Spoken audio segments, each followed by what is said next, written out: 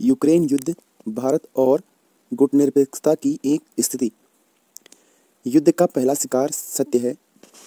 इसका अर्थ है कोई भी सरकार अपने लोगों को युद्ध के बारे में सच नहीं बताती। 1962 में चीन के साथ भारत का युद्ध समाप्त हो गया। 60 साल बाद भी हम उस युद्ध के बारे में पूरी सच्चाई नहीं जानते हैं। हेंडरसन ब्रुक्स की रिपोर्ट, जो युद्ध की ओर ले जाने वाली परिस्थितियों और सैन्य अभियानों के संचालन के बारे में गहराई से बताती है, उसे अभी भी सार्वजनिक नहीं किया गया है। हालांकि कई लोग इसे पढ़ने का दावा करते हैं। यूक्रेन और पश्चिम के लिए उत्तर अटलांटिक संधि संगठन नाटो पहले से ही उनकी चौखट पर है।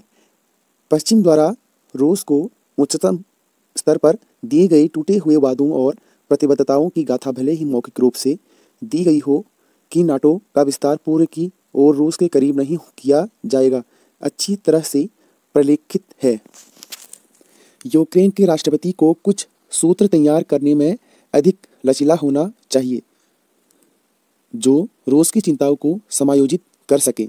उदाहरण के लिए, मिन्स्क समझौते के पालन की घोषणा करके वह जानता था और जानता है कि एकमात्र देश जो भारी हताहतों को झेलेगा और अपूरणीय विनाश झेलेगा, वह उसका अपना देश है।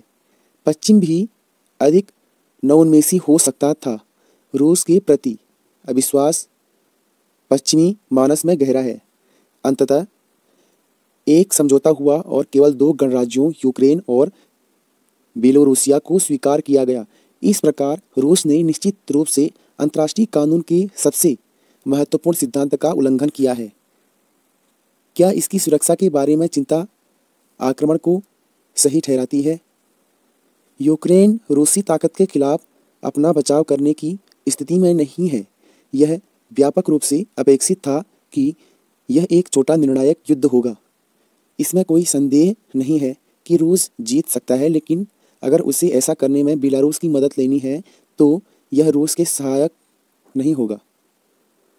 भारत के लिए चुनौतीपूर्ण। संयुक्त राज्य अमेरिका के साथ संबंध बढ़ रहे हैं।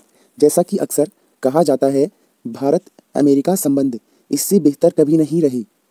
यह विशेष रूप से रक्षा क्षेत्र में सच है।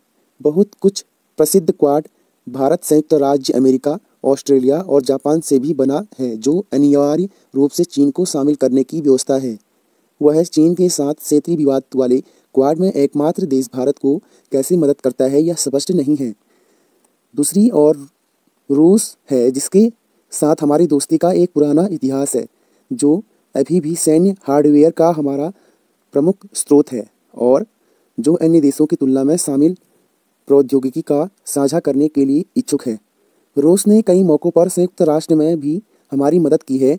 कोई यह शायद ही भूल सकता है कि 1971 के जब बांग्लादेश युद्ध हुआ के समय उन्होंने संयुक्त राष्ट्र के कई दिनों तक कार्रवाई को कैसे रोक दिया ताकि हम अपना कार्य खत्म कर सकें। हमें भविष्य में रूसी समर्थन की आवश्यकता हो सकती है जब पाकिस्तान चीन द्वारा पूरी तरह से समर्थित विश्व संगठन में कश्मीर मुद्दे को लाएगा। परिस्थितियों में सरकार ने एक तरह की तटस्थ स्थिति बनाए रखने का हुए अच्छा प्रदर्शन किया था। यह गुटनिरपेक्षता की शास्त्रीय नेहरूवादी नीति का प्रदर्शन है। भारत में प्रभावशाली आवाज़ें हैं जो गुटनिरपेक्षता की उपहासपूर्ण ढंग से बात करती हैं, लेकिन हम सरकार द्वारा यही करते हुए देख रहे हैं। हाँ, अंतर्राष्ट्रीय कानून के हर सिद्धांत से रूसी आक्रमण गलत है, लेकिन विदेश नीति में एकमात्र स्थायी सिद्धांत राष्ट्रीय हित का सिद्धांत है। जवाहरलाल नेहरू ने इसे एक स्वार्थी नीति तक कहा।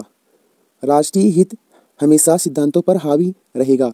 1956 में सोवियत संघ के हंगरी में टैंकों के साथ मार्च करते समय नेहरू ने यही किया था। उन्होंने सोवियत कार्रवाई की निंदा नहीं की।